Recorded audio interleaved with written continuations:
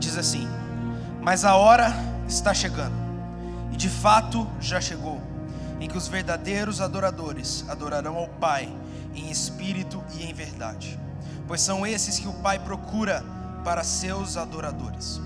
Pois Deus é espírito, e é necessário que os seus adoradores o adorem em espírito e em verdade. Feche seus olhos. Espírito Santo de Deus, nós estamos aqui completamente dependentes da Tua unção.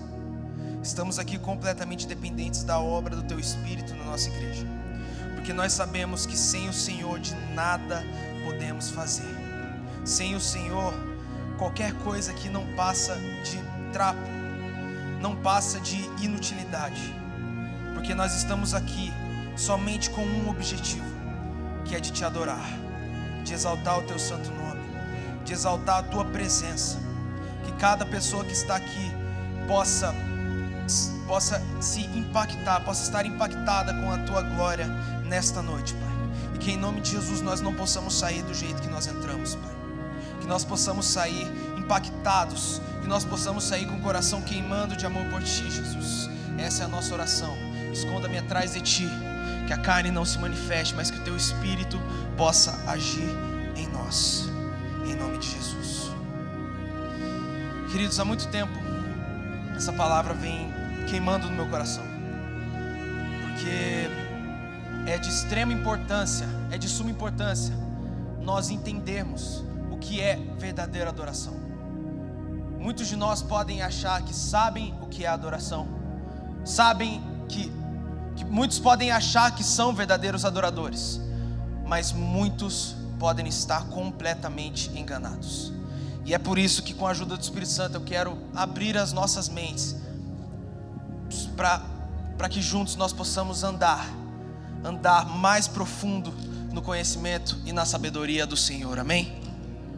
A palavra adoração, ela vem do latim adoratio, ou seja, um ato de cultuar, ato de prestar culto, ato de veneração ou submissão por algo ou alguém. Adoração também significa uma ação através da qual se assume uma dependência. Mas o que é a verdadeira adoração, como está nessa passagem de João 4? Para nós entendermos melhor, vamos voltar um pouquinho no contexto do capítulo. Jesus um dia estava indo até a Galileia, e para ir até a Galileia de Jerusalém, você tem dois caminhos: passando por dentro de Samaria ou contornando Samaria. Passando por dentro de Samaria, você levava cerca de 3 dias de caminhada, mas contornando Samaria, você levava 6 dias de caminhada. O tempo dobrava. E por incrível que pareça, os judeus daquela época, eles optavam justamente pelo caminho mais longo, justamente para não passar por dentro de Samaria. Mas por que, Jean? Por que eles optavam pelo caminho mais longo? Porque os judeus, eles tinham uma rixa muito grande com os samaritanos. E conforme está escrito em 2 Reis, capítulo 17, verso 5, eles tinham uma rixa com os samaritanos, e começou em torno dos anos 720 a.C., que o rei da Síria derrotou Samaria, expulsando os israelitas para a Síria. Quem está me entendendo? E por conta disso, os israelitas, eles optavam pelo caminho mais longo, somente para não passar por Samaria. Mas Jesus, ao contrário da maioria, foi até Samaria justamente para conversar com aquela mulher, com a mulher samaritana. E ele chegou em Samaria, e aquela mulher estava tirando água do poço. E Jesus fala para ela: me dê um pouco de água, eu estou com sede, eu já estou caminhando há um bom tempo, e eu estou com sede. E aquela mulher disse a Jesus: como você pode aceitar água de mim, uma pobre samaritana, você sendo um judeu? Como você pode aceitar água de mim? Eu sou uma pobre pecadora. Então eles tinham essa consciência de que os judeus podiam ser os maiorais. Como você pode aceitar água de mim, eu, uma pobre samaritana, cheia de pecados? Eu não sou digna de dar água a você. Mas Jesus, porém, diz a ela: se conhecer o dom de Deus e pedir água, então Ele te dará a água viva. E então a mulher disse: como que eu posso conseguir essa tal água, para que eu não precise voltar ao poço para buscar todos os dias? Jesus então diz a ela: aquele que beber desta água tornará a ter sede novamente. Aquele que beber da água física, dessa água, tornará a ter sede novamente. Mas aquele que beber da água da vida que o Senhor nos dá, esse jamais terá sede. E a mulher disse: então me dê um pouco desta água, para que eu não precise voltar a este poço todos os dias, para que eu não precise ter sede novamente. E Jesus então pede a ela para chamar o seu marido. Jesus diz a ela: vai lá e chama o seu marido e vem até aqui. E a mulher samaritana disse: eu não tenho marido. E Jesus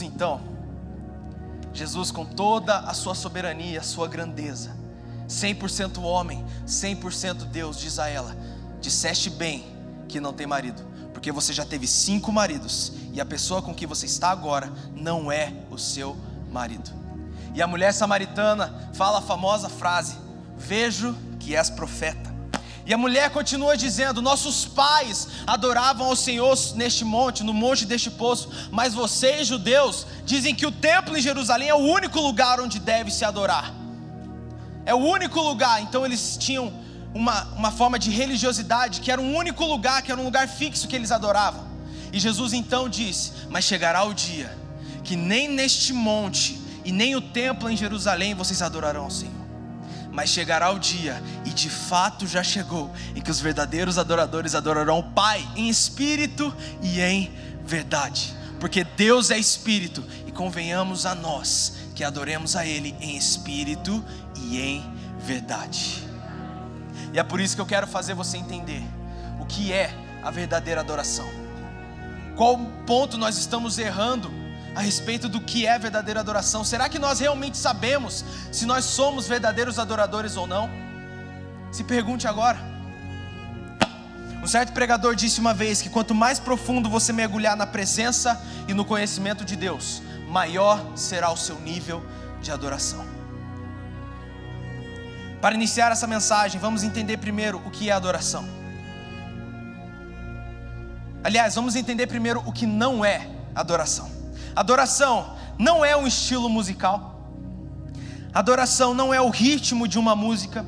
Adoração não é um som de um instrumento. Não é um som de piano, um som de bateria.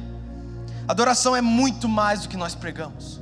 Adoração é muito mais do que nós ouvimos. É muito mais do que nós cantamos. Adoração vai muito além de cantar. Vai muito além de pregar. Vai muito além de levantar as mãos. Porque a adoração é uma oferta. Nós viemos até a frente ofertar, mas a adoração é um tipo diferente de oferta, que não tem nada a ver com dinheiro, porque a oferta da adoração é o seu coração. Adoração é a transformação do nosso interior por meio da fé em Jesus Cristo e em seu sacrifício. A resposta do porquê que a adoração não é uma simples música é porque a música ela acaba. E depois que a música acabar, o que vai sobrar? Se pergunte, o que vai sobrar depois que a música acaba?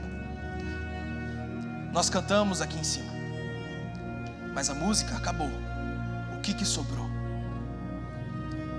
Eu gosto sempre de dar esse exemplo. Nós estávamos em Brasília no carnaval, e nós estávamos com uma semana de agendas lá em Brasília, e eu estava ministrando com o pastor Lauzinho, da igreja do pastor Laudiaí. E estávamos cantando, estávamos adorando. Começamos basicamente às 9h40 da noite, e quando foi 11h40 da noite foi a hora que eu desci. Nós ficamos das 11h40 às 21h40 às 23h40 adorando ao Senhor. Mas a música acabou. Nesse período, entre as 21h40 e as 23h40, a música acabou. E o que sobrou? Sobrou jovens prostrados no chão, em lágrimas, em prantos, gritando, adorando ao Senhor sem nenhuma música, sem nenhum som. Essa é a minha pergunta: o que vai sobrar dentro de você quando a música acabar? Porque nós sabemos que música traz a nós um sentimento diferente. Se você ouve o rock, você tem vontade de quebrar tudo, você tem vontade de subir na cadeira. Se você ouve o sertanejo, você tem vontade de chorar. É ou não é?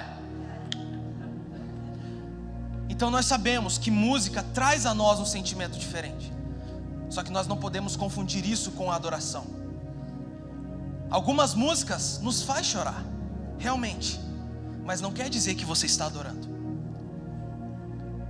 Uma música romântica secular pode fazer você chorar, mas você está adorando a Deus? Não. O que é a verdadeira adoração? Adoração é o que vai sobrar depois que a música acabar. Como nós podemos saber então se nós somos verdadeiros adoradores? Vamos dar um exemplo rápido.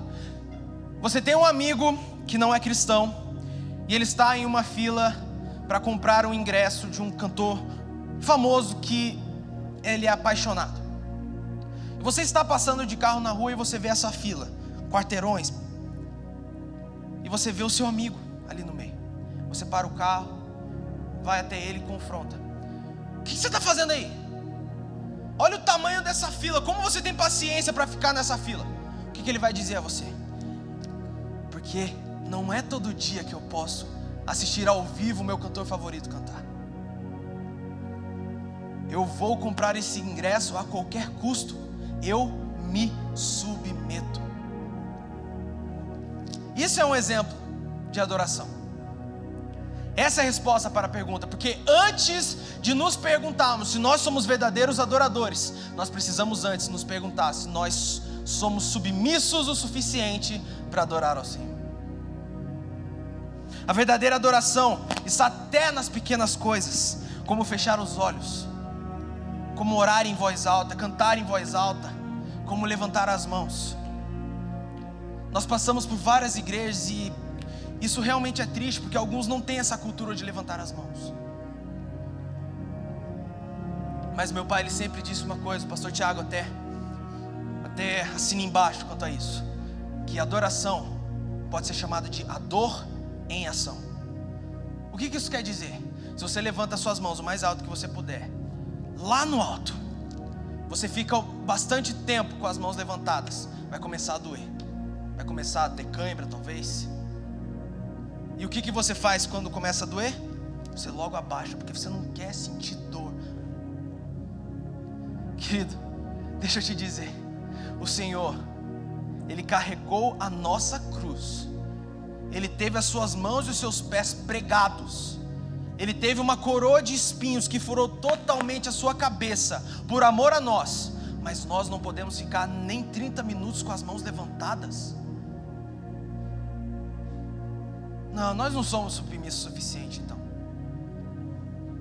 Nós não somos submissos o suficiente. Porque a adoração está nas pequenas coisas. Até mesmo nas pequenas coisas prova se nós somos verdadeiros adoradores ou não.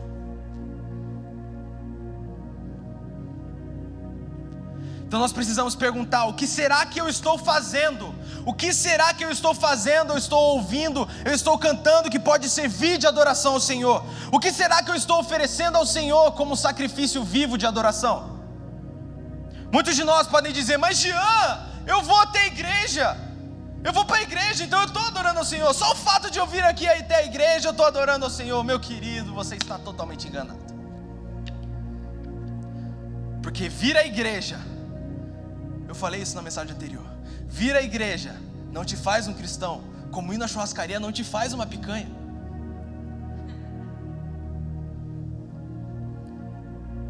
Qualquer um pode entrar aqui, qualquer um pode sentar e ouvir a pregação, qualquer um pode levantar e louvar a Deus, mas a verdadeira adoração é mais do que isso. Porque tem muita diferença entre ir à igreja para assistir um culto. Boa parte dos cristãos de hoje em dia vão à igreja somente para assistir a um culto. Eu estou indo à igreja porque eu vou assistir a palavra de Deus. Muitos de nós estão indo à igreja para assistir a um culto e acabam esquecendo de ir à igreja para oferecer um culto. Essa é a diferença. A diferença de um verdadeiro adorador está na sua intenção de vir até aqui.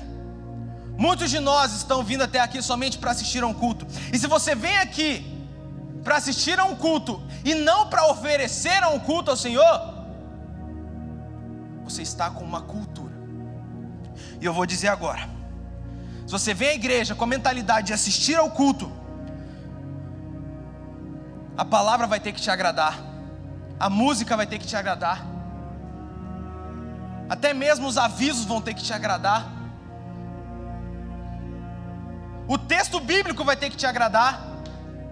É engraçado, gente, às vezes nós estamos pregando aqui, nós citamos um verso da Bíblia, que não fomos nós que escrevemos, e eles falam, não, essa mensagem aí foi indireta para mim. Querido, nem tudo que nós falamos aqui em cima é indireta, mas se a carapuça servir, a consciência é pesada. Alguém está me entendendo?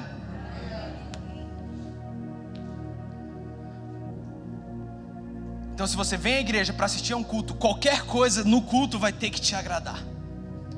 Se uma só coisa não te agradar, você já não vem mais. Você já não vem mais. Eu não gostei da mensagem daquele pastor. Querido, não é para você. Eu não gostei daquelas músicas ali. Não é para você. Eu não gostei daquela igreja ali, só cantam worship. Não é para você. Tá me entendendo? Se você vem à igreja somente para assistir um culto, tudo vai ter que te agradar. Mas se você vem à igreja com a mentalidade de oferecer um culto, a Deus, você não vai sair. A mensagem pode ser dura, qualquer coisa aqui pode ser dura, mas você não vai sair, porque a sua mentalidade é cultuar a Deus. A palavra culto, ela pode significar uma paixão exagerada por algo ou alguém. Ela pode significar também submissão, amor ou respeito.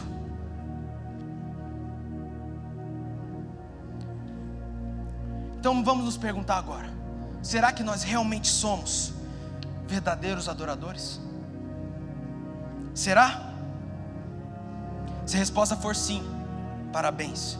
Se você se perguntou agora, se tudo o que foi dito aqui sobre verdadeira adoração você faz, parabéns.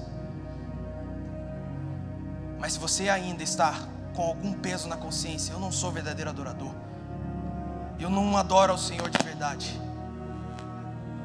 então vamos começar agora um período de transformação na nossa vida.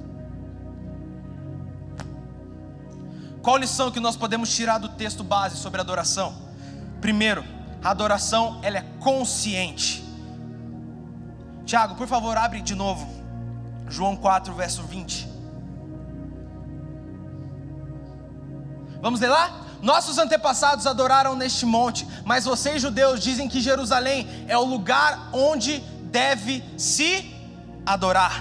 Nós podemos notar aqui que a mulher samaritana ela tinha consciência que a adoração tinha que ser de uma forma fixa, tinha que ser num lugar fixo, porque ela orava somente em um monte. E o que é isso? Uma cultura. Eles tinham como cultura da época adorar em um lugar fixo, adorar de forma fixa em um lugar fixo, porque os samaritanos eles tinham como cultura adorar naquele monte, os judeus tinham como cultura adorar no templo em Jerusalém.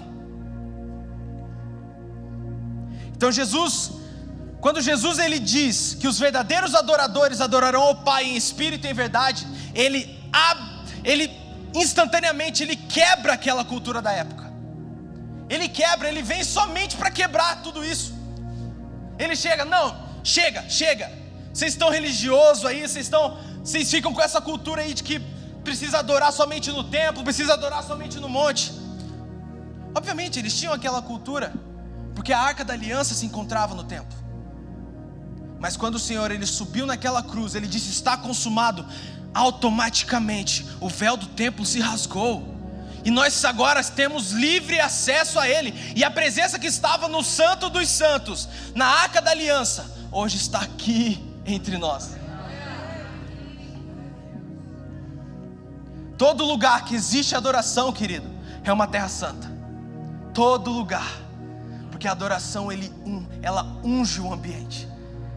Se nós nos encontramos com o único intuito, que é adorar ao Senhor e oferecer um culto a Ele, nós começamos a ungir o ambiente.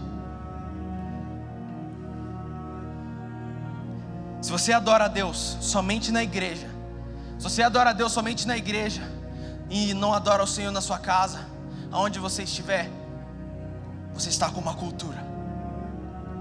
E você precisa quebrar essa cultura dentro de você, neste exato momento.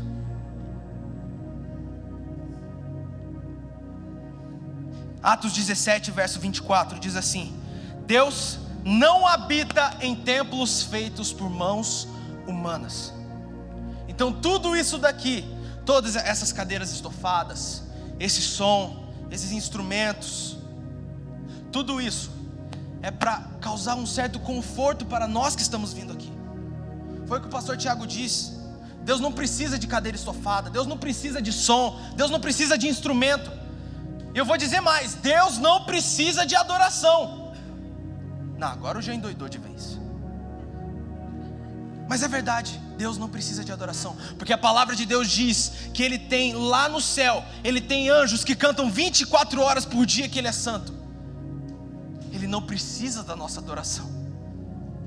O que Ele precisa é do adorador que está dentro de você.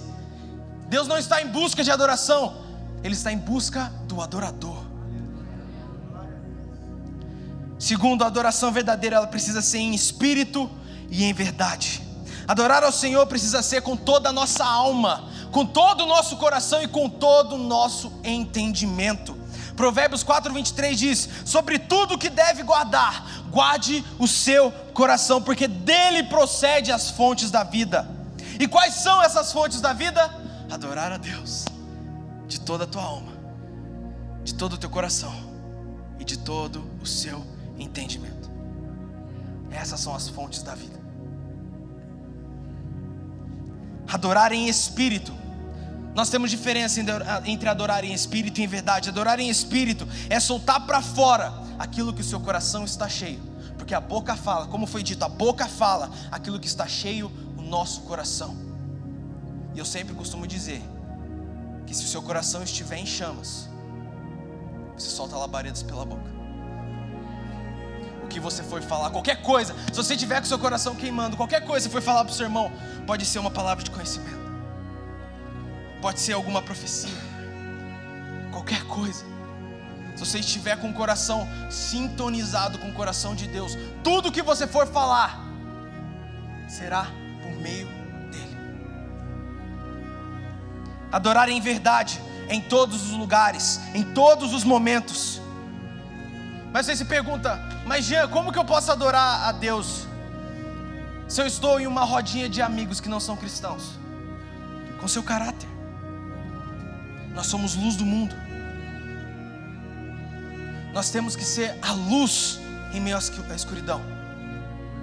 Em um lugar, uma rodinha de amigos que não são cristãos, nós podemos adorar a Deus com o nosso caráter. E como que nós podemos adorar a Deus com o nosso caráter?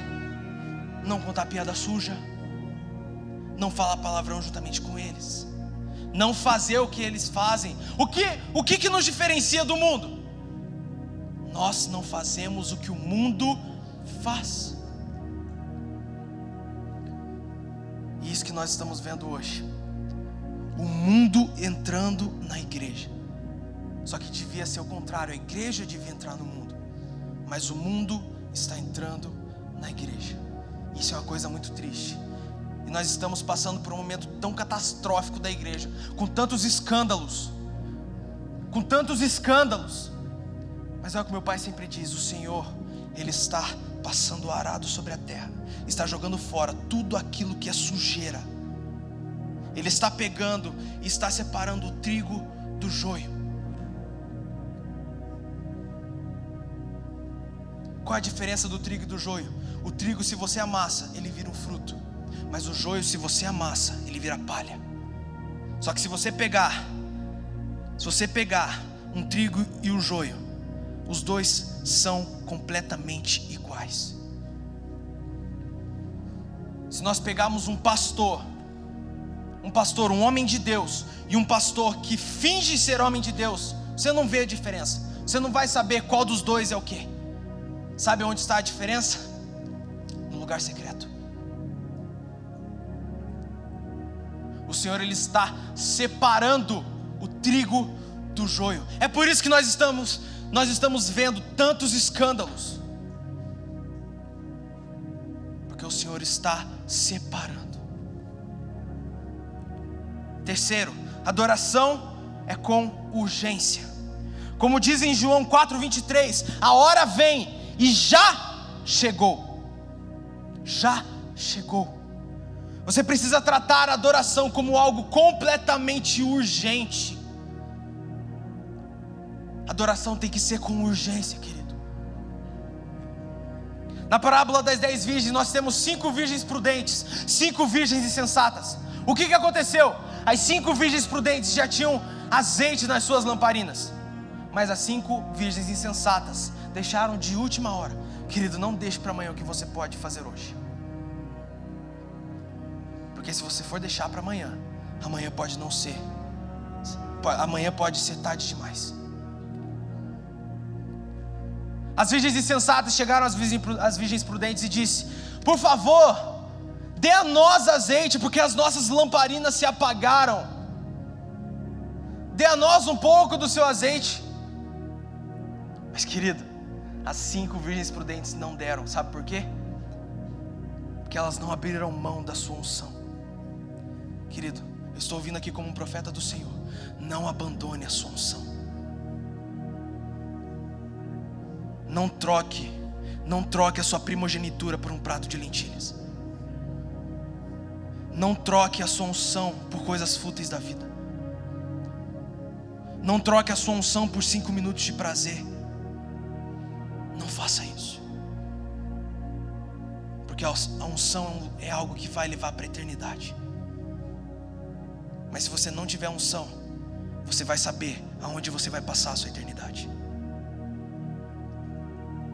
Porque nós vemos que as 5 virgens prudentes elas tinham azeite em suas lamparinas, e elas entraram para as bodas. Mas as 5 virgens insensatas, elas saíram para comprar, e assim que elas saíram para comprar, ouviu-se um grito: aí vem o noivo, sai ao seu encontro. E a porta se fechou, e elas bateram na porta: deixe-nos entrar, Senhor. E o que Deus disse? Eu não vos conheço. Sabe o que isso quer dizer, querido? Sabe o que isso quer dizer? Só irá para as bodas do Cordeiro a pessoa que tem azeite dentro de você. Se você não tem azeite dentro de você, você precisa comprar. A salvação é de graça, mas a unção é cara, é muito cara. A adoração precisa ser agora, neste exato momento. Você precisa criar uma nova perspectiva para a sua vida. Não deixe para amanhã o que você pode fazer hoje. Mas como que nós podemos adorar a Deus em espírito e em verdade? Primeiro, conhecer a Deus. Um dia, um certo pregador disse: a verdade é que é impossível adorar alguém que você não conhece. É impossível adorar alguém que você não conhece. Como você vai adorar aquilo que você não vê? Como você vai adorar aquilo que você não sente? Como você vai adorar aquilo que você não ouve? Como? Segundo, com o nosso caráter. Como foi dito, o simples fato de dar o exemplo em uma rodinha de amigos, com seus atos, com as suas palavras, nas redes sociais, mostra que você ama o Senhor a ponto de não querer pecar contra Ele. E isso sim é uma forma de adoração. Porque a adoração, como eu disse, é uma oferta, é um sacrifício. Se você está numa rodinha de amigos, você se vê tentado em contar uma piadinha que você conhece, você se vê tentado em falar palavrão, você se vê tentado, sabe por quê? Porque muitos cristãos hoje estão querendo ser reconhecidos pela sociedade, não querem ser excluídos. Mas Deus diz: aquele que ama o mundo é considerado inimigo de Deus. Se você ama as coisas do mundo, você não pode amar a Deus. Vocês estão aí?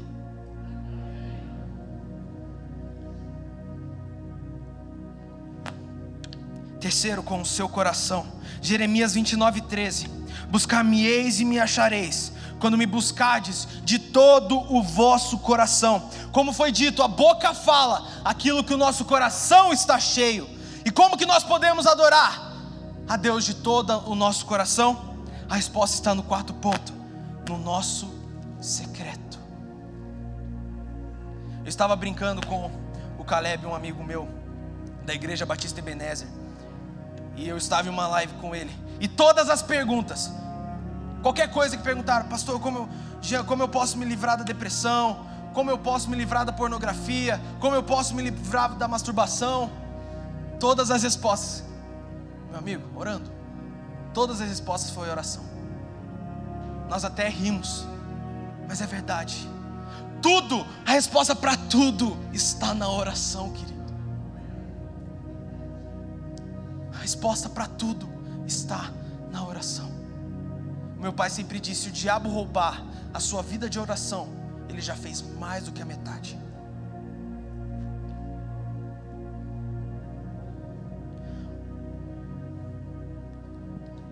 E é no nosso secreto que nós adquirimos os 3 pontos anteriores. É no nosso secreto que você adquire o primeiro ponto, conhecer a Deus. É no secreto que você adquire o segundo ponto, caráter. É no secreto que você adquire o terceiro ponto, buscar a Deus de todo o seu coração. Muitas vezes nós cristãos abrimos mão do nosso secreto por tantas coisas inúteis da vida. Nós abrimos mão do nosso secreto para ir num shopping. Nós abrimos mão do nosso secreto para sair com os amigos. Nós abrimos mão do nosso secreto até mesmo para ir para a academia. Eu não estou dizendo que isso é pecado, não. Não estou dizendo. Mas se você fizer isso mais do que você ora, aí você se complica.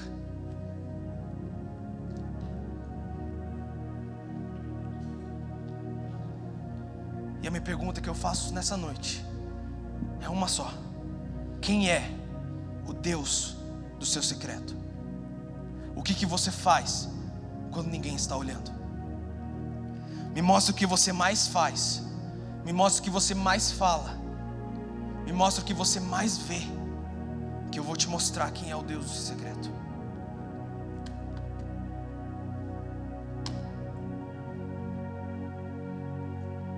Estou vendo algumas pessoas chorando aqui.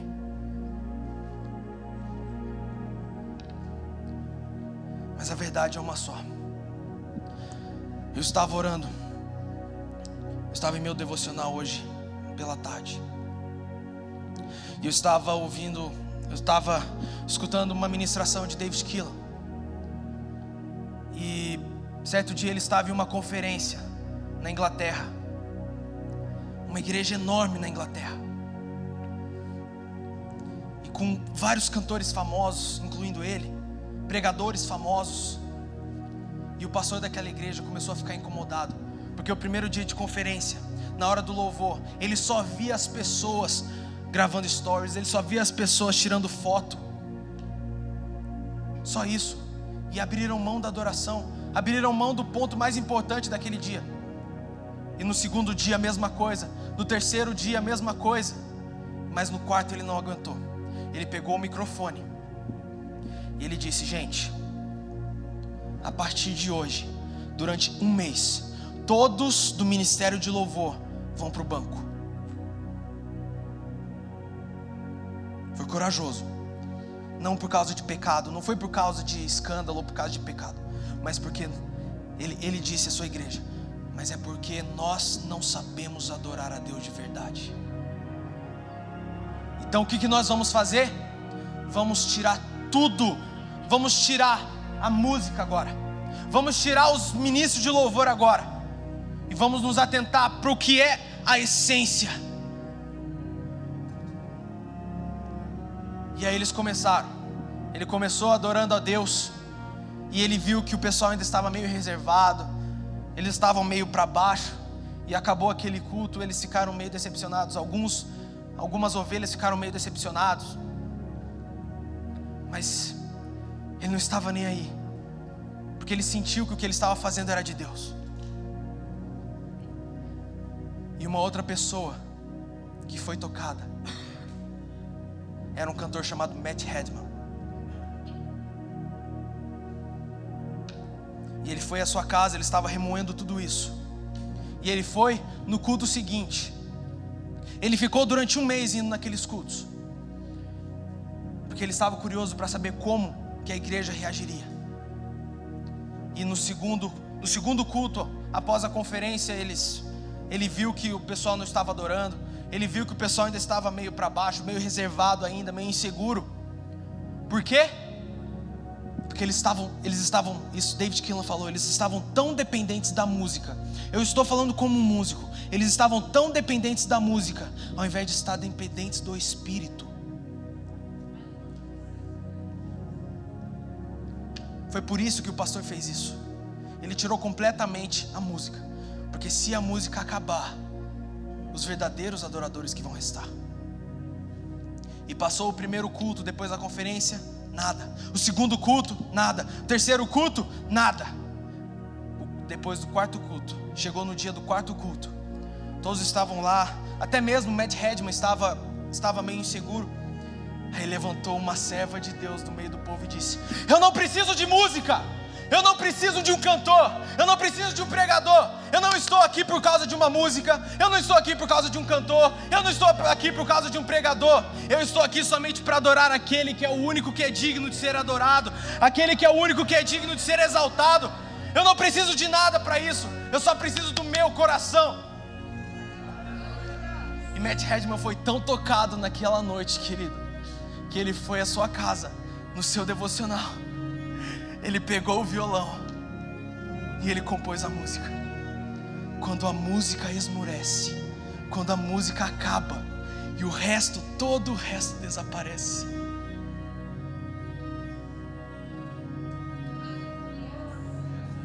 Mais do que uma canção eu vou te dar, porque apenas uma canção não é o que você quer de mim.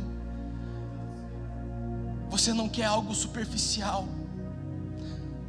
O Senhor não quer algo raso. O Senhor não quer uma simples música. O Senhor não quer somente isso, o Senhor quer o meu coração. Queridos, é isso que eu estou vendo. Eu estou vendo isso hoje em dia. As pessoas, cristãos, abandonando a essência, sendo completamente dependentes da música, ao invés de ser dependentes do Espírito.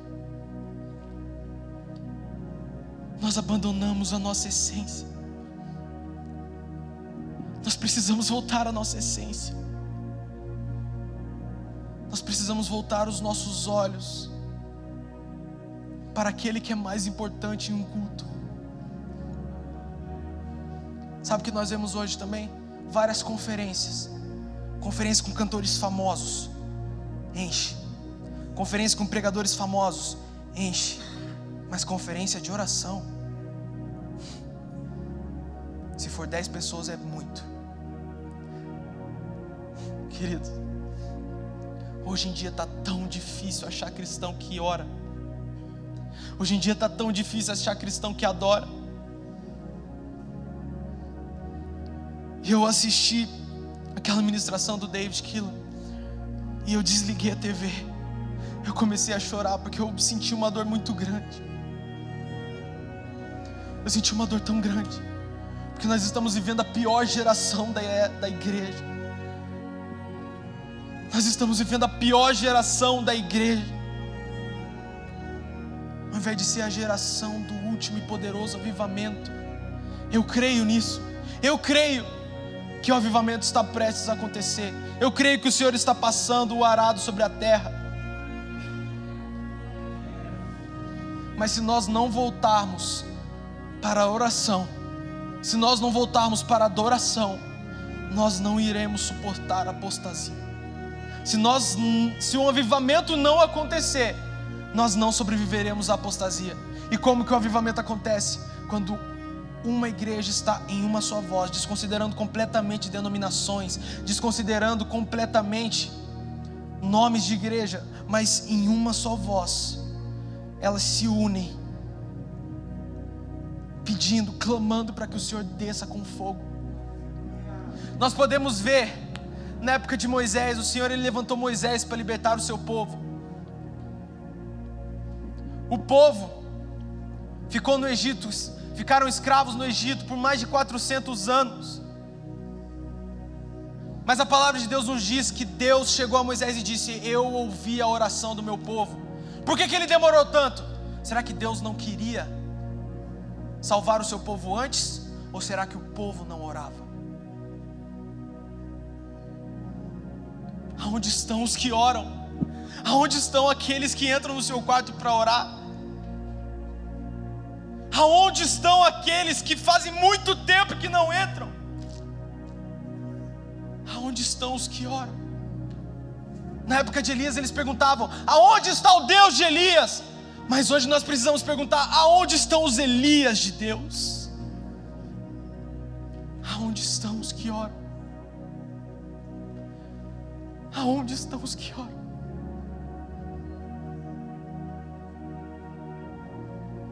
Aonde estão os que oram?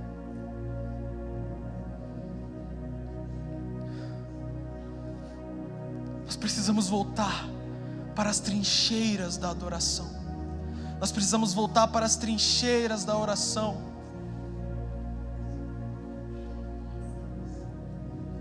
Em Apocalipse nós vemos que o Senhor ele virá com os olhos como chamas de fogo. Eu não sei se você já teve a oportunidade de ver uma foto nítida do olho de alguém. Dá para ver o reflexo daquilo que o olho, daquilo que está vendo, daquilo que o olho está vendo. E sabe o que às vezes eu me pergunto? Será que os olhos do Senhor realmente são como chamas de fogo? Ou o Senhor que está vendo? Ou será que os olhos do Senhor está refletindo uma noiva que está queimando de amor por Ele?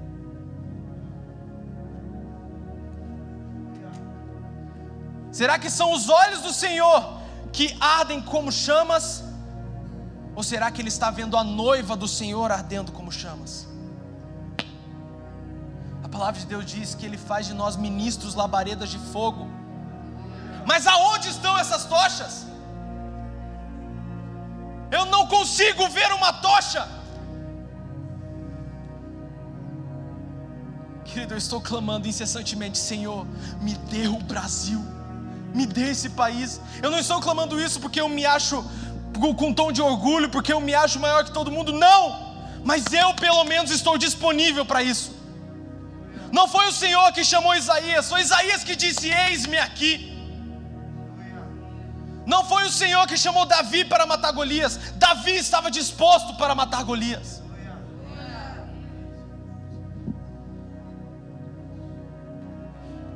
E todos os avivamentos, nós vemos, todos os avivamentos têm uma só característica. Uma só característica. Você sabe qual que é? A oração. A característica de todos os avivamentos é a oração. John Wesley orava das 4 ao meio-dia e depois saía com seu cavalo evangelizar. Charles Finney orava horas e horas por dia. E eu estudando sobre a história dos avivamentos, somente no ano entre 1857 e 1858, Charles Finney ganhou 100 mil almas para Cristo. Em um ano, no período de um ano. Evan Roberts, um rapaz de 16 anos de idade, ganhou mais de 100 mil almas para Cristo em 2 anos. Isso foi um efeito dominó, sabe por quê? Porque explodiu o avivamento no país de Gales em 1904 a 1906. E em 1906 isso se espalhou para os Estados Unidos e iniciou-se o avivamento da Rua Azusa. Meu pai fala incessantemente sobre avivamento. ele prega incessantemente sobre avivamento, mas o avivamento não vai vir só conosco. O avivamento é quando a igreja toda estiver orando sobre isso. Mas eu não vejo ainda a igreja toda orando. Eu não vejo ainda a igreja toda clamando. Aonde estão os Elias de Deus? Aonde estão os mensageiros? Eu preguei sobre as 6 fases do poderoso avivamento. A primeira fase é a vida de um mensageiro. João Batista, ele veio antes de Jesus, pregando sobre arrependimento, sobre batismo. E depois disso veio Jesus. Ele disse: mas eu os batizo com água, mas após mim virá alguém que eu não sou nem digno de desatar as sandálias. Ele vos batizará com o Espírito Santo e com fogo.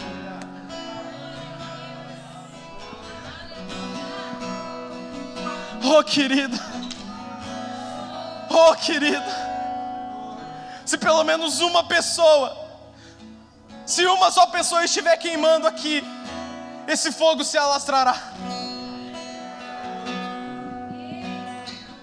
E continuando o que David Keeler havia dito, a mulher levantou e começou a adorar a Deus.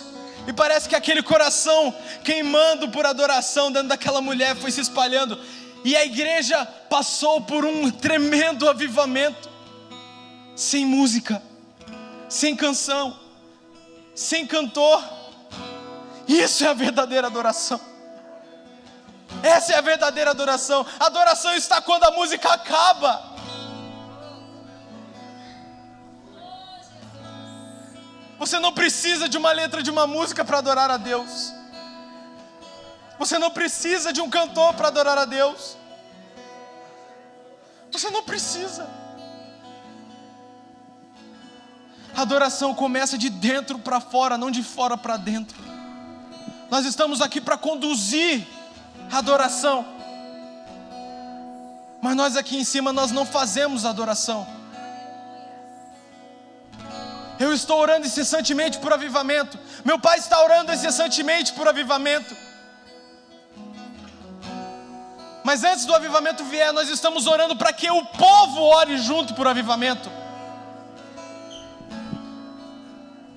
Nós vemos muitos cristãos que ainda estão com essa cultura de eu não tenho tempo para orar, o meu trabalho toma todo o meu tempo. Querido, a geração dos smartphones, a geração das redes sociais, a geração da tecnologia só vai mostrar que a falta de oração nunca foi e nunca será por falta de tempo.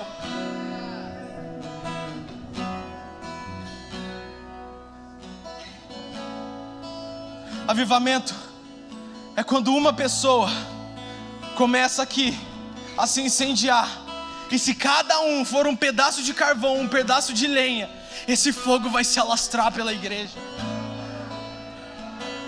Vem cá, tem alguém comigo aqui? Cadê aquele fogo que tinha na Rua Azusa? A partir da Rua Azusa começou um movimento pentecostal, que surgiu a Assembleia de Deus, que ganhou mais de 30 milhões de membros. A partir da Rua Azusa veio a Igreja do Evangelho Quadrangular. Foi a partir da Rua Azusa. Nesse avivamento da Rua Azusa, pessoas estavam andando a 4 quarteirões e já caíam com o poder de Deus. Sabe o que eu quero para nós, querido? Que as pessoas estejam andando ali fora deste clube e já caiam com a presença de Deus que está aqui. Só que para isso nós precisamos buscar, para isso nós precisamos orar, para isso nós precisamos adorar. Nós precisamos começar a falar em línguas. Aquele que não é batizado aqui, fique em pé no seu lugar. Fique em pé no seu lugar.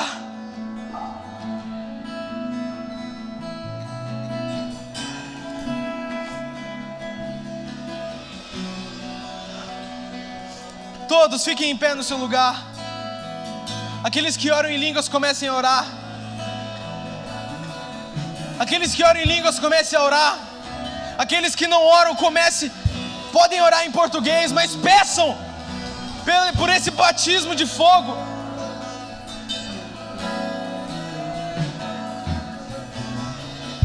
Eu ainda tenho fome, eu ainda tenho lenha. Pode vir queimar.